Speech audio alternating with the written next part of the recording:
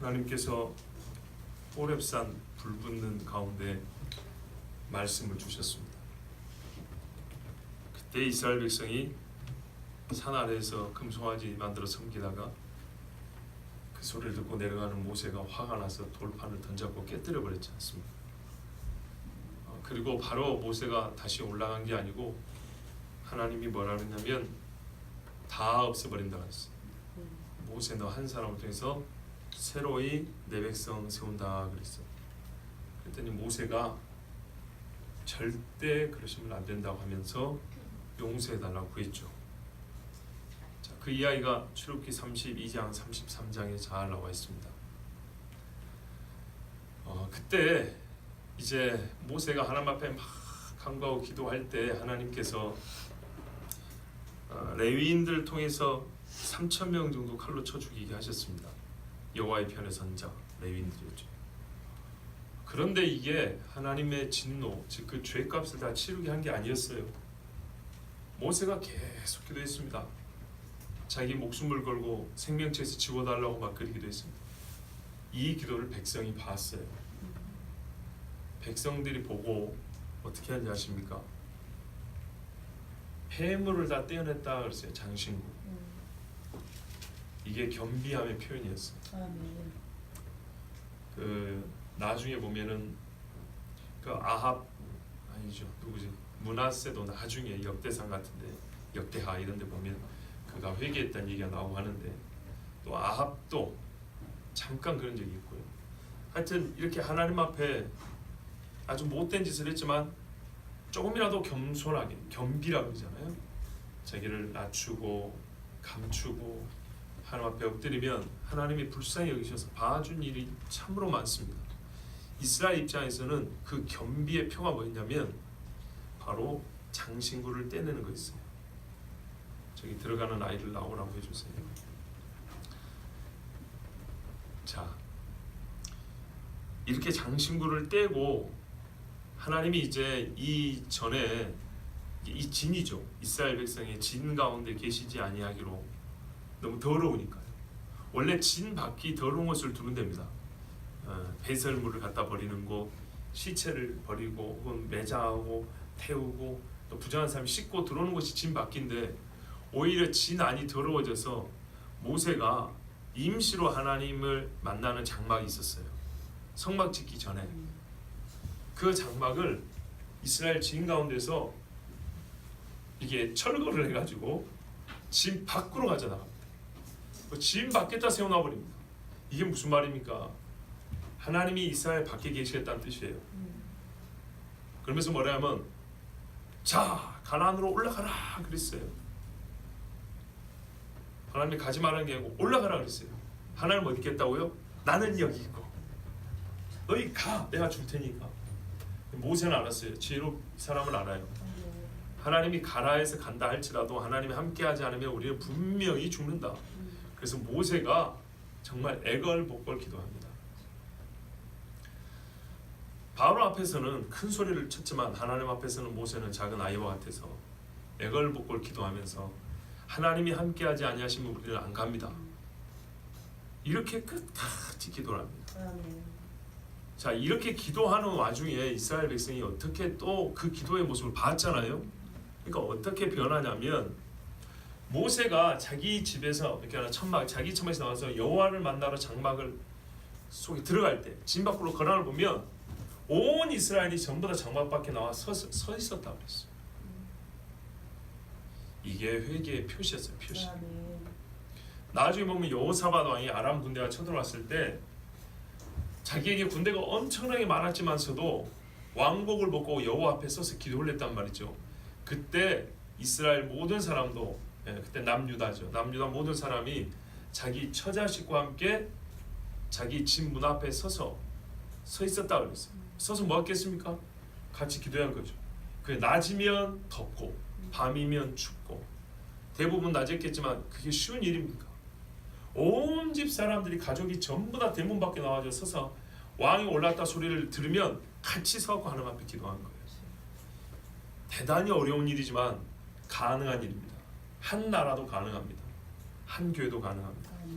그런데 이때 그러니까 이게 보세요. 공통점이 뭐냐면 진짜로 하면 진실하고 간절할 때 이런 게 나오는 거예요. 이스라엘 백성이 정말 큰일 난 줄을 안 거예요. 모세가 이렇게 긴장하고 이렇게 자기를 낮춘 적을 본 적이 있어야죠. 자기 목숨을 걸고 모세가 애굽에서도 큰 소리 치는 거 봤지. 언제 하나님 앞에 나와가지고 이렇게 정말 죽을 똥 살 똥 매달리는 걸 본 적이 있어야죠. 그런데 이번에는 달라요. 모세가 정말 자기 목숨을 걸고 하나님 앞에 서 있고 기도하는 걸 보니까 이스라엘 백성도 이래서는 안 되겠다 싶어서 두 가지 자기의 마음의 변화를 표를 냈는데, 하나는 모든 장신구, 귀걸이, 코걸이, 발걸이, 팔찌, 반지 싹 뺐다는 거예요. 성경에 뭐냐면 이후로 광야 생활 다 할 때까지 이스라엘 백성이 이런 장신구를 몸에 걸지 않았다고 했습니다. 이렇게 사람이 우리가 여기서 잠깐 배울 수 있는 게 한 번쯤은 큰 경험이 필요해요. 하나님 앞에 한 번쯤은 정말 죽기 일보 직전까지 한번 가보면 아무짝에 쓸모없는 것들이 진짜 쓸모없는 줄 알게 되고 진짜 필요한 것이 뭔지 알게 돼요. 그래서 애굽에서 나올 때 얼마나 금은보화를 많이 얻어갖고 왔습니까? 그거 싹 빼내고요. 즉 자기 영광을 나타내는 거 싹 빼내고, 그건 나중에 뭐 할까요? 모세가 두 번째 갖다 내놓을 때 성막 설교도 갖고 내놓죠. 성막 질 때 싹 내놓습니다. 그래서 34장 이후에 40장까지 뭐 지어요? 성막 짓죠. 그때 부살렐과 오홀리압이 하나님의 신의 성령의 감동을 받아서 조각하고 조립하고 깎고 물리고 막 하는데, 그때 사람들이 너무 많이 가져오니까 일을 못 하겠다고. 왜 이거 정리를 해야 될 거 아니에요. 누가 얼마 가져왔는지. 이거 그 정도였어요. 여러분, 이런 일이 만약에 보세요. 금송아지 사건 있는데 나는 자비로운 하나님이라 용서한다. 됐어. 가서 쉬어. 그랬으면 성막이 귀한 줄 알까요? 성막이 무서운 곳이라는 걸 알 수 있을까요? 무서운 곳입니다. 나답과 아비후도 건방지게 다른 불을 갖고 가다가 그냥 죽임을 당했죠.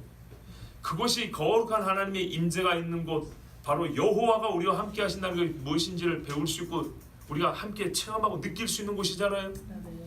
그 귀한 곳을 세우는데 자기의 귀한 것을 드리는 그 마음은 금송아지 사건에서 봐보세요. 똑같잖아요. 자기들의 금을 내놓아서 금송아지를 만들었는데 이것은 우리에게 죽음이요, 정말 우리의 생명 되신 분은 하나님이시라 했어요. 이제는 어떻게 해요? 이거를 싹 걷어가지고 하나님께 드렸더니 하나님께서 이스라엘 백성과 함께하고 여호와의 영광이 나타나고 여호와의 율법이 선포되고 죄사함이 주어지는 곳이 세워졌지 않습니까? 그래서 여러분, 맞을 때는 좀 맞아야 돼요. 하나님이 사랑이 없어서가 아니에요.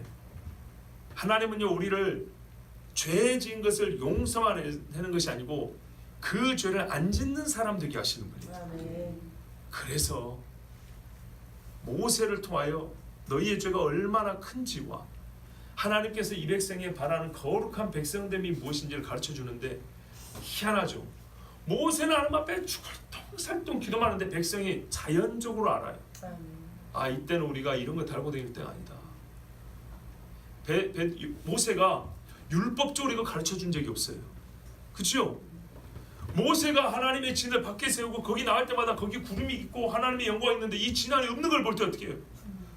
하나님의 영광이 시편에 말하는데 우리에게 영광을 비추소서, 간절히 사모하고 갈망하는 마음으로 그곳을 전부 다 쳐다보고 있어요. 무슨 마음이죠? 여호와께서 저기 계시면 이 많은 수가 모여 있어야 우리는 아무것도 아니라는 거예요. 제발 주님 오시옵소서요. 오시옵소서. 여러분, 성경은 유형적으로 반복된 사건들이 있습니다. 예수께서 어떻게 해요? 범죄한 자들에게 예루살렘을 버리고 나가셨어요. 주의 이름으로 오시느니 할 때까지 너희가 나를 보지 못하리라. 예수님이 예루살렘 안 오세요. 예수님을 알아볼 때까지, 그들의 그 큰 죄를 회개하고 진짜 자기 주님을 알아볼 때까지 지인 안으로 예루살렘으로 예수님 안 들어오십니다. 그런데 나중에 오시죠. 어떻게 해요? 이스라엘의 회개와 함께 옵니다. 이 백성이 필요한 게 지금 그거예요. 지인 안에 있고 지인 밖에, 하나님의 영광이 지인 안에 있냐 지인 밖에 있냐는 생사를 가름하는 일이에요. 그것을 모세를 통해 깨달았어요. 누굴? 중보자를 못 깨달았어요. 아멘. 일일이 가르쳐주지 않아도 중보자의 중보행위, 자기들을 대신하여 죄사함을 하여 기도하고 자신 목숨을 내놓는 그것을 보고, 그 중보행위를 보고 보는 눈이 있고 깨닫는 마음이 있으면 자동적으로 이 양심은 작동하여 뭘 알아요? 아하, 우리가 죄를 지었구나. 우리가 이 죄를 어떻게 버려야 할까? 어떻게 주님을 다시 모셔야 할까를 양심이 바로 깨닫게 돼 있어요. 아멘. 그러자 하나님께서는 이제 때가 되심으로 모세를 다시 부릅니다. 아멘. 단방에 그렇게 한 게 아닙니다. 오늘 이야기가 단방에 일어난 일이 아니라 그 말이에요. 이런 일이 있고 난 다음에서야 하나님이 모세를 불러서 알았다, 내가 함께 가나안에 올라가마. 아, 모세가 그냥 큰 한숨을 쉬었을까. 그러면 주님, 증거로, 기도원도 그랬죠. 증거로 주님을 저에게 좀 보여주십시오. 그때 여호와께서 나를 보고 살 사람이 없다. 그러나 내가 잠시 너에게 앞을 지나갈 건데 내가 설하는 반석에 서 있어. 그 앞에서 내가 지나가리라. 이러면서 이제 돌판 둘을 깎아 만들어 산으로 다시 올라와 그런다고요. 그때 일을 지금 목사가 얘기하는 거예요. 자, 왜 이야기합니까? 이 신명기의 말씀은 금송아지 사건하고 그들이 범죄한 사건과 하나님이 범죄함에도 불구하고 다시 언약의 증거를 주심을 얘기하고 있죠. 근데 그 중간이 기록이 되어 있지 않아요. 왜? 이미 출애굽기에 기록이 되어 있기 때문에. 그렇죠? 출애굽기나 민수기에 기록이 되어 있기 때문에 이 신명기에는 그 중간 이야기를 지금 일부러 말하지는 않아요.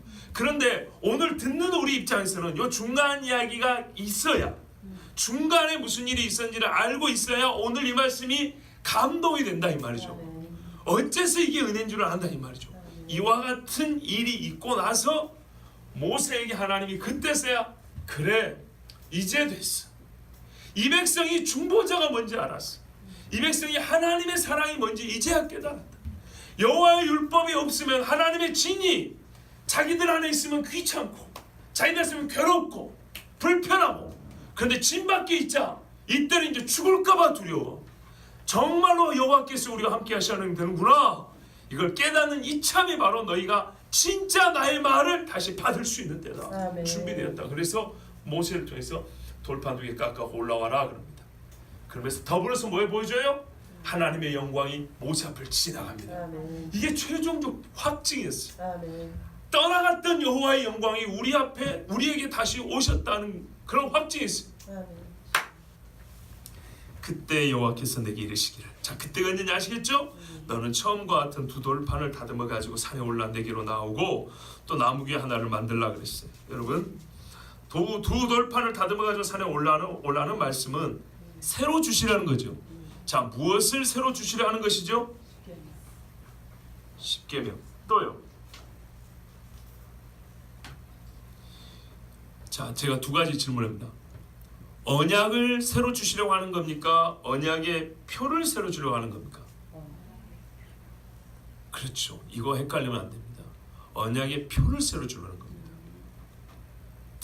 이미 이 출애굽기 24장에서 금송아지 사건이 있기 전에 언약을 피로 세웠습니다. 그리고 그것을 당시로 말하면 사람의 관념에서 변하지 않는 게 돌입니다. 돌에 새겨졌습니다. 그런데 그것이 깨뜨려졌습니다. 하나님이 이 백성과 피로 세운 언약에 피가 지워진 게 아니고 그 증거판이라고 그러죠. 그래서 증거궤라는 겁니다. 말 잘 들어야 돼요. 언약궤라고 부르긴 하는데 다르게 말하면요, 언약이 기록된 증거궤입니다. 증거. 언약은 돌에 새겨진 글자가 아니라 이미 하나님 앞에서 들은 바요, 우리가 고백한 바요. 우리는 구두가 제일 약하지만 하나님 앞에서는 입 벌려 말하면 그걸로 끝입니다. 하나님도 뭐래요? 살아계시고 말씀하시는 하나님이죠. 하나님이 꼭 뭐 이게 손에다 적어져야 됩니까? 그런 하나님 아니죠. 하나님 앞에서는 말하면 끝이에요. 하나님 그래서 시건치 아니한다 그랬어요. 내 말한 것은 반드시 뜻을 이루고 돌아온다 그러죠. 그렇기 때문에 이것은 언약의 표예요. 표. 그런데 이 언약의 표가 깨뜨려졌다는 것은 실제로 언약 관계도 이스라엘과 하나님 사이에서 금이 갔다는 얘기입니다. 완전히 깨진 건 아닙니다. 왜? 어떻게 합니까? 하나님께서 변하지 않기 때문에. 지금도 보세요. 예수를 죽였잖아요. 돌판 정도 깨진 게 아니라 예수를 죽였는데도 불구하고 주님이 그들을 기다리고 계시잖아요. 주님이 지금까지 요구한 게 뭐냐면 이들이 하나님은 여전하고 하나님의 언약도 여전한데 언약 백성의 합한 모습으로 그들이 변화될 필요가 있는 거예요. 즉 회개에 합당한 열매가 있어야 된다는 얘기입니다. 그래서 그 과정의 시간이 필요했잖아요. 무슨 말인지 아시겠죠? 요것으로 인해서 언약을 다시 맺은 게 아니에요. 그 언약을 이제는 언약의 합한 백성으로, 그러니까 언약은 주어졌는데 언약을 버린 죄를 지었는데 언약이 여전하기 때문에 그 언약을 다시 잡는 백성으로 그들이 돌아올 수 있도록 하나님이 기회를 주신 거고, 그것을 기회를 줄 때 사용하신 자가 모세예요. 곧 예수 그리스도를 통하여 옛부터 주신 언약, 깨진 것 같고 사라진 것 같지만 여전한 하나님의 언약. 문제는 하나님이 변한 게 아니라 우리가 변한 거죠. 이스라엘 하나님을 버린 거죠. 그러니까 뭐래요? 이들을 돌아오기 위해서 하나님이 찾아오셔서 중보자를 세웠단 말이에요. 중보자를 통해 우리는 잘나봐야 중보자 없으면 절대 하나님 앞에 나갈 수가 없고 알 수도 없고 찾을 수도 없어요. 그래서 모세를 통하여 하나님이 그들이 언약에 합당한 백성이 되도록 인도하신 겁니다. 마치 세례 요한이 뭐라 그래요? 율법이 여전히 있는데 문제는 너희가 율법을 떠났던 거죠. 그래서 돌아오라고 말한 겁니다. 근데 돌아올 때 뭘 가지고 오라고 합니까? 회개에 합당한 열매를 가져오라 합니다. 자, 여기서 오해하면 안 됩니다. 사람의 구원이 행위에 달렸다고 말하는 것이 아닙니다. 성경에서 행위를 요구할 때는 층위가 달라요.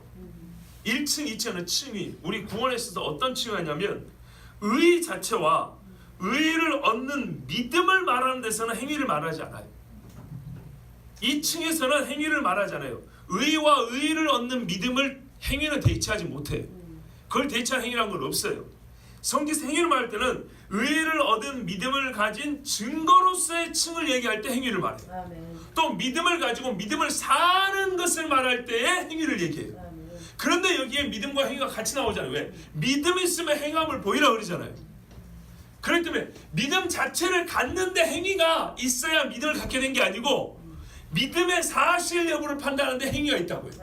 무슨 말인지 아시겠어요?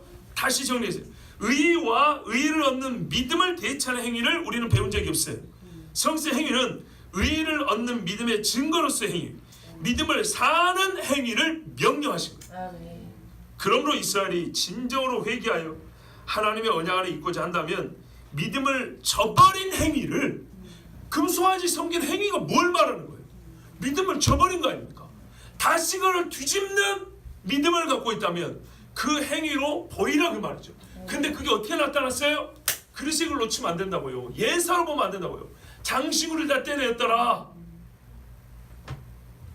장막에 서서 모세가 다른 것 할 때가 아니라 하나님 만나러 갈 때 그곳을 이렇게 물끄며 쳐다보고 있었더라. 모든 자기 할 일을 그치고 오직 하나님 계신 곳을 바라보았더라. 이겁니다. 그랬더니 이게 진실하니까 돌판을 다시 주시고 어떻게 해요? 성막질 할 때 온 백성이 한 마음이 되어서 쫙 나오는데, 그러니까요, 모세가 지은 게 아니라 이스라엘 전체가 만든 게 성막이었어요. 얼마나 멋집니까? 솔로몬 때도 그러잖아요. 그런데 여러분 생각해보죠. 솔로몬이 잘나서 성전 세울 수 있었나요? 아니죠. 다윗 때문입니다. 다윗이 온 이스라엘의 마음을 여호와께로 모았기 때문입니다. 그것이 없었으면 절대로 불가능합니다. 자, 네가 처음에 깨뜨린 판, 깨뜨린 처음 판을 내가 다시 만들어 놓은 거기다 똑같은 말을 써준다 그랬어. 너는 그것을 그 궤에 넣으라. 나무로 궤 하나 만들라 그랬죠. 궤를 만들게 하려고 하신 것은 보관하게 하심이죠. 보관은 뭡니까? 이전의 증거를 보관하는 건데, 증거는 이전에 있었던 일의 사실을 우리에게 알게 하는 것이고 그 의미를 깨닫게 하는 것이 증거인데, 그 일을 보관한다. 있었던 일과 의미를 함께 보존하여 후대가 그것을 알게 한다는 겁니다. 우리 주님이 친히 쓰신다 그랬죠? 너보고 다시 쓰라 이러지 않았어요. 하나님과 무너진 관계, 깨뜨려진 신뢰는요, 하나님이 최종 승인을 하셔야 합니다. 다시 회복됐던 승인은 하나님이 하십니다. 이 말씀을 예민하게 이해해 주시 바래요. 날카롭고 민감하게 이해해 주시고 생각해 주시길 바래요. 회복의 요청과 원함은 사람에게서도 있을 수 있어요. 다시요. 회복, 깨어진 관계의 회복의 요청과 원함은 하나님 없으니 나 죽겠습니다. 살려달라고. 요청과 원함은 사람으로부터도 시작되고 표현될 수 있어요. 그러나 결정적 행위, 이 회복의 결정적 승인은 하나님께 달려 있어요. 하나님이 처음부터 이 요청을 받아들일 뜻을 가지고 계시지만, 그러나 하나님이 사람과 하나님 사이에 다시를 원한다면, 다시 하나님 우리 사이에 다시가 필요합니다 할 때 하나님은 하나님을 배신한 사람의 행위를 봅니다. 그런 다음에 어떻게 해요? 승인을 해주신다고. 그런 차원에서 아까 말씀드린 행위가 필요한 거예요. 그것을 세례 요한은 회개에 합당한 열매라고 그랬어요. 그거 안 맺고 주님 앞에 돌아와서 주여 우리를 살려주십시오 할 때 뭘 하냐면, 세례 요한은 아주 무서운 말 했는데, 도끼가 이미 나무 뿌리에 놓였다 이랬어요. 그러니까요, 회개에 합당한 열매 없이 하나님과 내가 다시 하나 되기를 원합니다 하는 것은 그렇게 무서운 거예요. 하나님을 알지 못하는 거예요. 우리 성경대로 믿어야 됩니다. 자, 그래서 모세가 조각목, 시띠나무죠. 저는 안 봐서 잘 몰라요. 아카시아 나무, 그렇게 말하기도 하더라고요. 우리나라에는 아카시아인가요? 같은 종자 아니죠? 좀 다를 겁니다. 자, 모세가 다시 산에 올랐습니다. 분명히 여호수아가 조력자로 함께 했겠죠.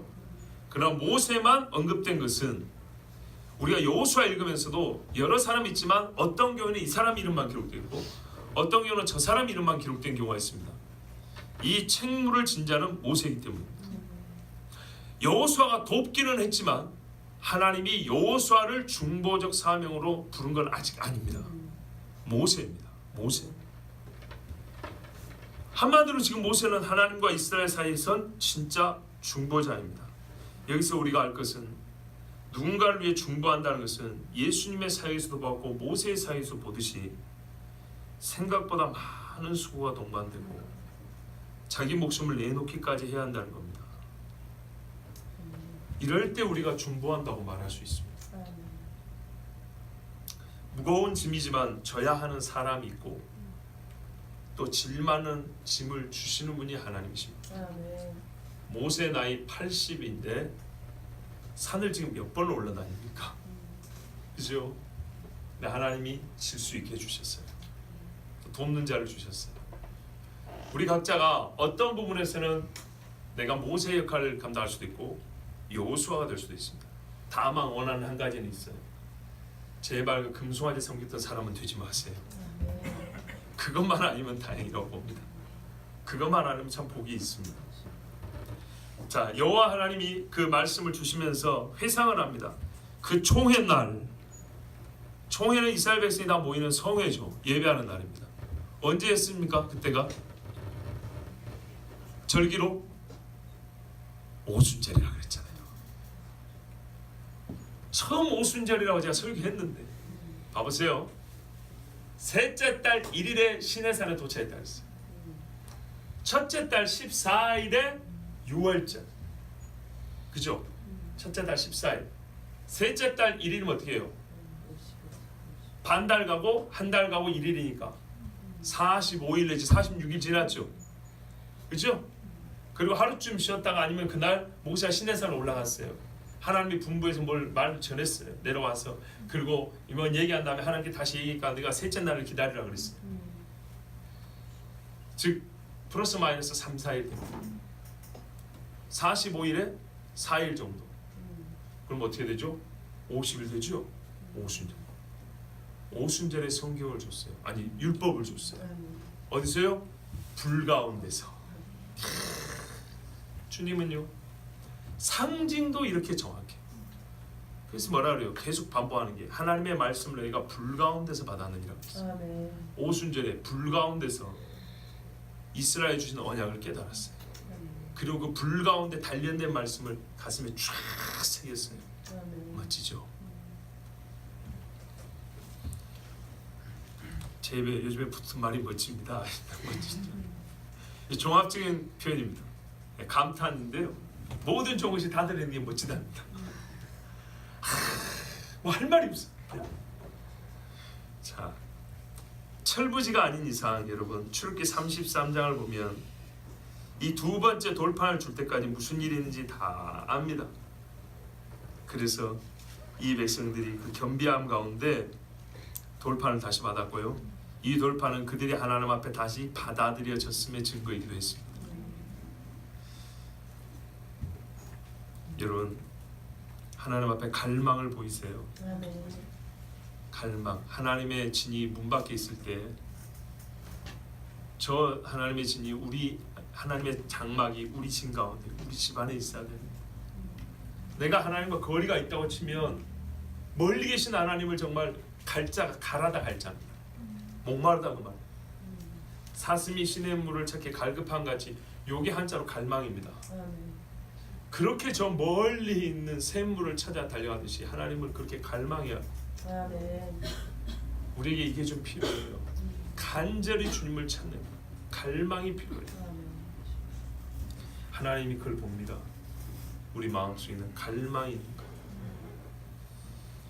모세가 산에 올라갔는데 그때 모세가 하나님이 어떤 분인지 다시 보고 듣게 되었습니다. 이게 출애굽기 34장에 나온다 그랬죠.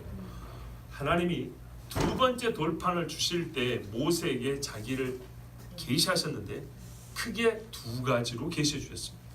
이거는 금송아지 사건을 겪었기 때문에 이스라엘이 이제는 단방에 알아들을 수 있고 깨달을 수 있는 그런 말씀이었습니다.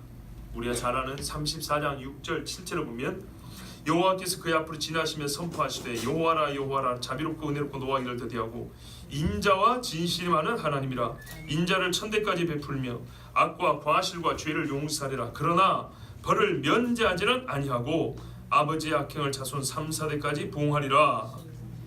그러면서 조금 밑에 너는 다른 신에게 절하지 말라 여호와는 질투라 이름하는 질투의 하나님이니라 이랬어요. 이렇게 하나님을 가르쳐 주면서 돌판을 줬습니다. 이 돌판을 받고 이제 어떻게 해야 돼요? 완전히 하나님 외에 다른 이는 절대로 섬기면 안 됩니다. 하나님의 공의를 알게 되 보세요. 이 34, 6, 7절 말씀에 하나님의 사랑과 공의가 가득 들어있죠. 100% 들어있어요. 마치 예수님의 신성과 인성 보듯이 하나님의 사랑과 공의가 가득 들어있습니다. 이게 바로 십자가에 나타난 하나님의 사랑과 의였습니다. 여호와 하나님께서 친필로 기록하신 두 돌판을 언약궤 안에 넣었습니다. 그리고 뭐라 합니까? 내가 만든 궤에 넣었더니 지금까지 있느니라. 그 판이 지금까지 있느니라 입니다. 그러면 하나님과 약속이 어쩌다는 얘기죠? 지금도 여전하다. 하나님과의 언약은 변하지 않는다. 여러분 이 이야기 왜 할까요? 너희는 여전한가? 묻기도 전에 스스로 자기 자신에게 자문이 되지 않습니까? 모세가 이스라엘 백성 뭐 폐물 떼라 그랬습니까? 그런 말 안 했습니다. 그냥 하나님 앞에 죽기 살기로 기도했습니다. 이 백성 죽이지 마시라고. 그때 이스라엘 백성이 깨달았습니다. 아, 우리가 이대로 있으면 죽는구나. 그걸 폐물을 떼냈습니다. 그 판의 말씀이 지금까지 있느니라. 거기에 여전히 들어있느니라. 이 말 하면 이제 광야를 지나온 이스라엘 백성은 어떻게 해야 되죠? 우리가 여전히 그 말씀 앞에 서 있어야 한다면 또 깨달을 수 있죠. 고백할 수 있죠. 예. 제가 오늘 여러분하고 마지막으로 서로 묻고 싶은 말씀이 이것입니다. 우리는 하나님이 우리와 함께 하신다는 증거를 여전히 갖고 있는데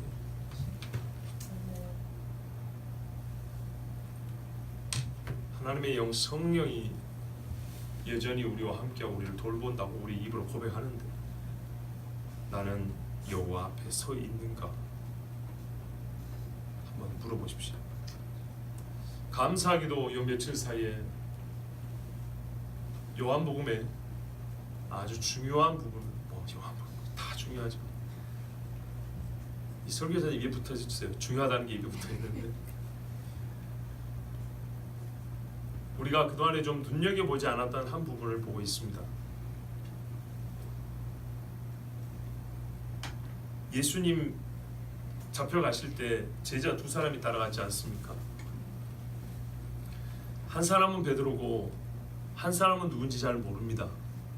또 다른 제자 이렇게 되어 있습니다. 이 또 다른 제자가 어떤 사람이냐면 잘 보세요. 대제사장과 아는 사람이라서 그 집에 쏙 들어갑니다. 체포하는 사람들이 이 사람 막지도 않고 조사도 안 합니다. 얼마나 권세가 있냐면 그 집에 하녀를 부립니다. 문 열어가지고 저 밖에 있는 사람을 데리고 들어오라 그럽니다. 베드로는요 문 밖에 있어서 못 들어갑니다. 어떤 차이인지 아시겠죠? 자, 그런데 예수님이 잡히고 십자가에 못 박히기까지 성경은 그 어느 사건보다 자세하게 기록합니다. 동의하십니까? 복음서 중에도 자세한 기록이 몇 부분이 있는데 긴 시간을 짤막짤막 기록한 게 아니라 짧은 시간에 있었던 것을 자세하게 길게 기록한 그런 말씀입니다. 대표적으로 예수님이 마지막으로 예루살렘 올라가는 이야기는 각 복음서가 거의 3분의 1 정도, 어떤 경우는 반에 가까운 분량을 할애합니다. 누가복음만 하더라도 예수님이 마지막으로 예루살렘 올라가는 9장 내지 10장을 씁니다. 엄청나죠? 그리고 예루살렘 올라가서 십자가 지시기까지가 한 일주일밖에 안 걸리죠. 그게 나머지입니다. 그러면은요 복음서에 보통 보면 반이 예수님이 마지막 예루살렘 올라가는 여정부터 부활까지 시간적으로 보면 얼마 안 되는데 복음서는 반 정도 혹은 반 이상을 이 짧은 시간에 있었던 일을 자세히 기록하는 데 집중하고 있습니다. 그만큼 의미가 크다는 얘기입니다. 근데 요한복음은 또 특별한데 예수님이 마지막 하루 저녁 6월절 식사하시고 체포당하시는 이 마지막 하루 저녁을 13장, 14장, 15, 16, 17, 18 체포 죽기가 19, 20 이렇게 갑니다. 엄청나죠? 무지하게 자세히 기록합니다. 왜 제가 이 말씀을 드리냐? 아이고 대단한 거 발견하셨어요? 그게 아니고요. 이렇게 자세하게 기록하기 때문에 등장인물들의 말이 한 사람이라도 빠진 말이 없습니다. 소위 연속극의 단역 배우는 대사가 없잖아요. 대사가 있는 사람은 하나 다 기록입니다. 빌라도 한 말도 기록해줘, 거짓 증인대 한 말도 기록해줘, 그죠? 따라오던 사람들 한 말도 기록해줘, 별의별 말을 다 기록해 주는데 어떤 사람의 말은 기록을 안 합니다. 그 또 다른 제자입니다. 왜 기록을 안 했을까요? 왜? 아무 말도 안 했기 때문입니다. 아무 말도 안 했을 때 안 기록한 겁니다. 베드로가 예수님을 부인하는 이런 정말 창피한 것도 기록을 해줬습니다. 빌라도 부인이 어젯밤에 꿈꿨다 이런 이야기도 기록을 했습니다. 성경에 보면. 그런데 예수님이 신문 받는 현장에 있었던 제자에 대해서는 이런 방구 기록이 없습니다. 문 열어주고 마는 겁니다. 왜 기록이 없을까요? 그 사람이 대제사장이 예수님을 신문하고 조사하는 그 현장에 있었다는 의미가 뭔가요? 제자가 거기서 뭘 해야 됩니까? 예수님을 변호해야죠. 거짓 증인들이 왔을 때 아니라고 증인 노릇해야죠. 그거 안 하려면 왜 서 있습니까? 성경은 참 묘합니다. 가룟 유다가 체포자와 함께 섰더라. 베드로가 불쬐는 자들과 함께 서 있었더라. 무슨 말이에요? 대적자들과 함께 서 있는 제자들 모습을 보여줍니다. 그들은 거리상으로는 가까울지 모르지만 영으로는, 마음으로는 선생님과 멀리 어두운 자들 편에 서 있었어요. 이 또 다른 제자는 제자들 중에 가장 힘 있는 사람이었습니다. 대제사장 집에서 종을 부릴 수 있는 사람이었습니다. 조금 더 자세한 거는 요한복음 강의를 해서 들은 분들은 아시는데 저는 이 부분에 정말로 가슴을 쳤습니다. 여러분 우리가요 살면서 주님이 내 눈앞에 있어요. 이 사람은 대제사장의 집에 들어가서 마당뜰에서 불 켜는 베드로 혼자 있었다니까. 베드로가 여기 있었으면 이 사람 어디 있었을까요? 집 안에 있었던 거. 예수님을 조롱하는 소리, 뺨 때리는 거 다 보고, 침 뱉는 거 보고, 거짓 뛰어서 쓸데없는 소리는 다 듣고, 막 야단치고 소리 지르는 다 들었는데 이 사람 뭐 하고 있었을까요? 거기서 만약에 유의미한 의미 있는 한마디를 쓰면 성경이 기록하지 않을 리가 없습니다. 온갖 잡다한 걸 다 기록해놨어요. 이 불건강한 표현을 주님께서 용서해 주길 바랍니다. 그만큼 자세하게 기록을 했어요. 가장 역사적인 순간에 역사적인 인물이 될 수 있었고 주를 위하여 정말로 헌신할 수 있는 그 타이밍인데 기록이 하나도 없어요. 그는 뭘 했던 것입니까? 그는 왜 그 자리에 있었던 것입니까? 이걸 생각할 때 도대체 이거는 누구냐 이 말. 누구? 저와 여러분 아닙니까? 난 명시적으로 부정한 적이 있다. 베드로만 지근지근 봤잖아요. 근데 성경은 보여줍니다. 예수님과 더 가까이, 예수님께 더 가까이 있었던 사람, 예수님이 심판받는 현장에 있었던 사람, 보고 싶으면 다 볼 수 있고 들을 수 있으면 다 들을 수 있었던 사람, 주를 위해 발언할 수 있는 능력과 권세도 있었던 사람, 어찌하여 한마디 기록입니까? 그는 침묵한 제자 아닌 제자였어요. 악인들과 똑같은 한편에 서서 주님은 그를 바라보면서 정말 주님과 그는 무슨 관계입니까? 그 자리에서 한 방에서 말이죠, 한 건물 안에서 우리 주님이 여기 있잖아요. 이 증거가 오늘 너희 가운데 있느니라. 지금도 여기 너희 있느니라. 그런데 우리 주님이 너무 지혜롭게 말씀, 이 제자들을 살리려고 우리 주님 너무 지혜롭게 말씀하시는데 보세요. 대제사장이 하나님의 오묘한 섭리가 이 가운데 있어요.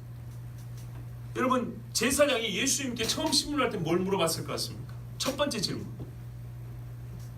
성경은요 놀랍게 이렇게 말합니다.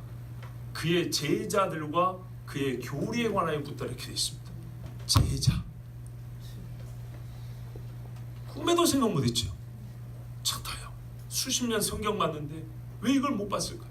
첫 번째 질문이 제자였어요. 제자를 어디 있는지 알고 잡아내려고 그런 게 아니에요. 잡고 싶으면 진작 아까 겟세마네에서 다 잡아올 수 있었어요. 물론 예수님이 다 피신했지만 대제사장이 처음부터 명령을 했습니다. 그리고 지금 들어와 있는 놈이 2명이잖아요. 여러분 베드로가 통곡할 때 쉽게 나갈 수 있었다는 걸 기억하셔야 됩니다. 잡은 자가 없어요. 막은 자가 없어요. 대제사장이 제자들의 교훈을 묻습니다. 제자들과 교훈을 묻습니다. 뭘 물어봤을까요? 이거는 심리전입니다. 제자를 잡고자 한 거 아닙니다.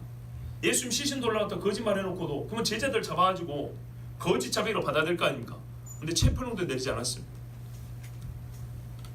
예수님한테 심리적으로 너는 혼자야, 너는 버림받았어, 이제 포기해라는 식의 그런 의도가 담긴 그런 질문이었다고 볼 수 있습니다. 그러니까 제자들을 체포할 의도가 아니라면 왜 제자들에 관해 물어봤을까요? 그들을 족보하려고요? 신상 나이하려고요? 직업하려고요? 그런 게 중요한 거 아닙니다. 제자와 관련해서 예수님을 이렇게 무너뜨릴 수 있는 아마 전술적인 그런 질문을 했을 겁니다. 자, 그런데 여러분 그 순간 제자들 어디 있었어요? 바로 여기 있었죠. 그러면서 예수님의 교훈에 대해서도 묻습니다. 그때 예수님이 뭐라고 대답하냐면 내가 한 말, 내 행위에 대하여 병 고침 받은 자, 죽었다 살아난 자 이렇게 말 안 합니다. 들은 자에게 물어보라 그럽니다. 예수님이 대제사장 안나스한테 들은 자에게 물어보라 합니다. 제일 중요한 게 여러분 말씀입니다. 일단 이거 짚고 넘어요. 말씀이 중요합니다. 근데 들은 자에게 물어보라 했으니까 무슨 말입니까? 이거는 들은 자들을 증인으로 데리고라 이 말입니다. 여러분 보세요. 대제사장이 예수님의 말을 안 들어서 그렇지 예수님의 말을 고지것대로 하면 어떻게 해야 돼요? 들은 자들이 내 증인이니까 증인을 데리고 와서 정당하게 나를 재판해라 그 말입니다. 유대법에 따라. 무슨 말씀 아시겠죠? 자, 그러면 이거를 이제 그대로 들어보세요. 들은 자들을 데리고 와서 나에 대해 증언하게 하라. 그러면 1차적으로 누가 와야 돼요? 제자가 와야죠. 근데 지금 여기 누가 있어요? 제자 둘이 있잖아요. 그죠? 직접적으로 야 베드로야 들어와라 예수님 말할 수 있었어요. 또 다른 제자 이름이 뭔지 모르지만 야 너 와서 내 증언 좀 해라. 그럴 수 있었어요. 근데 예수님이 그렇게 하진 않으셨어요. 그들을 사랑하고 보호하시려고. 왜냐하면 이것들 잘못하면 두드려 맞고 거짓 증언해야 되죠. 그러진 않으셨어요. 그러나 그 양심을 치는 말씀은 안 났어요. 들은 자들을 데리고 와라. 예수님이 정당한 용어입니다. 무슨 말씀이냐면, 여러분, 이거는 예수님은 농담하시는 거 아닙니다. 결국 우리 주님이 세상에서 정말 세상 사람들이 판단받는 자리에 섰을 때 우리 주님이 뭘 말씀하시냐면요, 들은 자들아 어디 있느냐 찾는다, 그 말입니다. 우리가 들은 자들 아닙니까? 그 불타는 산 밑에서 하나님의 말씀을 지진과 나팔 소리로 들은 자들 아닙니까? 오늘 이 말씀을 들은 자들 아닙니까? 그런데 들은 자들을 불러오라고 주님이 우리에게 하나님의 사랑의 증거와 구원의 증거인 주님 자신은 우리 앞에 서 계시는데, 우리는 주님 앞에, 여전히 계시는 주님 앞에 나는 주님을 믿는 자입니다, 제자입니다라고, 나는 주님의 증인입니다라고 나가는 자가 없다, 그 말이에요. 이 이야기를 제가 읽고 설교를 하면서, 오늘까지 3일을 설교하면서 새벽마다 정말 개인적으로 하나님 앞에 눈물이 안 날 수가 없었어요. 딱 꼬집어서 내가 주님을 부인했던 사건이 떠오르지는 않아요. 아, 그때 그랬지 하고 이게 떠오르지 않는데 내 양심이 알아. 언젠지 기억 안 나지만 언젠가 내가 그래 했던 거야. 복음성가에 언젠가 주님을 외면하고 있을 때, 예? 우리 주님이 찾아와 나를 다시 부르셨다, 복음성가 있죠. 주님은 물끄러미 나를 바라보셨네, 그랬죠. 이게 왜 무섭냐면, 베드로가 그 순간에도 자기가 뭔 잘못했는지를 모르는 거예요. 자기가 누군지를 모르고 자기가 왜 여기 있어야 되는지 모르고 뭐 때문에 따라온 건데 도대체. 주의 눈이 마주치자 깨닫고 밖에 나와 심히 통곡하니라. 이렇게 무디고 무식하고 믿음도 없고 하나님 정말 주님을 사랑함도 없는 게 제자라고 서 있었던 거예요. 그 한 사람의 제자는 그 죄가 더 커요. 여러분, 제가 오늘 이 말씀과 새벽에 읽은 말씀이 이렇게 뭐가 이렇게 다 매치되는 그런 이 감동을 받습니다. 마지막 말씀은 지금까지 있는, 너희가 범죄했음에도 불구하고 하나님께서 다시 너희를 부르시고 너희 가운데 계시며 너희를 바라보시며 너에게 다시 구원을 주며 안식으로 인도하시려고 중보자 모세를 세우시고, 또한 하나님 임마누엘의 증거를 세우시고 그 증거판을 너에게 주사 너희 가운데 지금 여전히 그것이 지금도 있느니라. 그러면 뭔 말을 하려고 하는 거예요? 너희는 어디에 있으라고? 바로 이 증거궤 앞에 있으라고, 하나님 앞에 있으라고. 열방에 뭐라고 제사장 나랬죠. 하나님의 증인되라고. 그런데 그때나 예수님 때나 지금이나 똑같은 거. 하나님은 항상 저 머리에 바로 여기 있어. 여기 계신데 우리는 항상 주님을 부인하고 침묵으로 부인하고요, 저주하며 부인하고요, 등을 돌려 돈 가지고 예수님 팔아매고 부인하고요. 예수님 여러분, 참 단도직입 나서 예수님 팔아먹은 제자가 3명입니다. 사실상 12명이 마찬가지인데 그 중에 두드러진 놈은 3명입니다. 3명. 유다만 그런 게 아닙니다. 우리가 이 셋 중에 한 사람 아니면 도망친 거에 내 무리 중에 한 사람도 안 낀 사람 있습니까? 다 들었어요. 다 들었어요. 주님이 나를 위하여 자기의 모든 것을 주시는 순간마저도 나는 주님 몰라. 주님을 가지고 이득을 취하려고, 주님을 가지고 내가 혹시 살 길이 없으고 주님 죽으라고 내버리고 나는 살겠다고 하고, 주님이 뭐라고 그래요? 혼자 서시면서 누가 나에게 들은 말을 나의 증인이 되어줄 거 했는데 세상에 거기 서 있는데도 불구하고 아무 소리를 안 해요. 아무 소리를 안 해요. 예수님을 위해서. 입 딱 다물면 덕입니까? 아니에요. 할 말을 해야 할 때 하는 거예요. 할 말을 해야 할 때. 예? 가나안 땅에 가서 우상숭배는 아니다, 이거는 여호와의 율법에 어긋난다고 말을 해야 되는 거예요. 예루살렘으로 돌아가자, 하나님 앞에 가서 기도하자, 누군가는 이렇게 말해줘야 되는 거예요. 여러분, 증인이 꼭 하나님이 살아계십니다, 예수님이 우리의 구원자입니다, 아주 훌륭한 증인이죠. 그 외 성경의 모든 기록된 역사, 하나님이 하신 일을 다 입으로 시인하는 건 증인입니다. 누가 여리고를 하나님이 무너뜨렸다고 말하지 않습니다. 그게 뭐 인간적인 방법으로 또는 이스라엘 강제가 다 무너져 있었다? 아니다. 그건 하나님이 말씀을 순종한 자들에게서 하나님의 초자연적인 능력으로 무너뜨린 것이다. 요단강이 마르지 않았으며 어쩌고저쩌고 아니다. 하나님의 마르게 해주셨다. 법궤를 두고 발을 딱 때리마다 갈라주셨다. 홍해 그것은 사실은 무슨 작은 연못이와 같은 쓸데없는 소리 말하지 마라. 여호와 하나님이 강풍을 불게 하사 동풍을 가사 밤새도록 그 바다를 가리셨다. 실제로 가봐라. 거기는 바닷속에 모래로 된 다리가 있느니라. 이렇게 말해야 되는데 제법 세상에서 잘난 사람 앞에서 말 못하고 배운 사람 앞에서 말 못하고 가진 사람 앞에서 침묵하고 우리가 다 그렇게 살고 있어. 가만 보니까 예수님 잡힐 때 제자라고 하는 것들이 다 똑같더라고. 11명과 유다를 나눌 수 있는 게 아니라 유다, 또 다른 제자, 베드로, 나머지 8명 내부로 나눌 수 있는데 최종적으로 주님 앞에 제자 아닌 거는 똑같은 거야. 유다가 유별난 거는 그는 회개하지 않고 자기 목숨을 끊었다는 거야. 그러나 죄질로 보면 매한 가지 도찐개찐. 우리 주님이 말씀하십니다. 예수님과 가장 가까이 서 있어서 주님을 증언할 수 있었던 그 제자, 그에 대해서 성경은 아무 말도 기록하지 않습니다. 그는 아무것도 하지 않았으며 예수님을 모른다고 부인했던 베드로만큼도 기록할 가치가 없다, 이런 말입니다. 아시겠습니까? 베드로보다 이놈이 더 부끄러운 놈입니다. 근데 그 놈이 나더라고. 예? 우리 삶을 보니까 내가 언제 예수 모른다고 했나? 말 안 했지. 말 안 했지. 그래 당신 아무 말도 안 했지. 나 아무 말도 안 했지. 진짜 주를 위하여 말할 수 있는 조건이 딱 좋았는데, 그 누구보다 유력한 자였는데 아무 말도 안 하고 주님이 거기서 당하는 모욕을 다 누구와 함께 주님을 대제하는 자들과 함께 서서 똑바로 바라보고만 말았어요. 우리 주님은 그 순간만큼은, 그 일만큼은 이 사람에 대해 기록할 가치가 없어요. 나는 너에 대해서 쓸 말이 없다. 여러분 뭐라 그래요? 주님이 뭐라 그래요? 나는 너를 모른다. 여러분 이 순간만큼은요, 이 사람 진짜 예수님 모른다고 한 거예요. 이 순간만큼은요, 하나님도 인간 몰라요. 무슨 말인지 아시겠어요? 성경에 나는 너를 기록하지 않아. 생명책에 기록된 이름들은 성경에도 기록되어 있어요. 다윗, 모세, 성경에도 기록되어 있어요. 근데 이렇게 주님을 부인한 사람은 생명책에 그 이름 없어요. 너희가 사람 앞에서 인자를 부인하면 나도 하나님과 천사들 앞에서 그걸 부인하리라 그랬어요. 근데 보통 우리에게 주어진 주님을 증거하고 증인으로 설 만한 기회들이 보통 이런 경우,